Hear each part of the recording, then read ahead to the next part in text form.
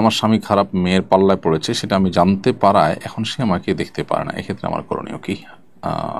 স্বামীকে বোঝানোর জন্য নিজে অন্য লোক দিয়ে চেষ্টা করবেন, আল্লাহর কাছে চোখের পানি ফেলবেন। আমরা বেশিরভাগই অভিযোগগুলো মানুষের কাছে করি, আল্লাহর কাছে আমাদের মনের ফরিয়াদগুলোকে খুব কমই পেশ করে থাকি। আল্লাহর কাছে যদি কায়মর বাক্যে আমরা আমাদের চাওয়াগুলোকে পেশ করি, আল্লাহ তাআলা সবচেয়ে বেশি অনুগ্রহশীল, আল্লাহ সবচেয়ে বেশি ক্ষমতাবান।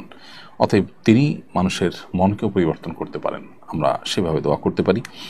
সেই সাথে সবর করতে হবে, যদি তার এই জুলুম, তার যে সীমালঙ্ঘন, এটা থেকে তাকে কোনোভাবে বিরত রাখা না যায়, সেক্ষেত্রে আপনি তার সংসার করাটা আপনার জন্য নাজায়েজ নয়, কিন্তু এরকম নোংরা মানুষ যে নোংরামি ছাড়বে বলে মনে হয় না, তার থেকে যদি আপনি মুক্তি লাভ করে বিকল্প কোনো পথে পা বাড়াবার সুযোগ থাকে, অন্য কোথাও বিয়ের সুযোগ থাকার সম্ভাবনা থাকে, তাহলে সেটি আপনি করতে পারেন।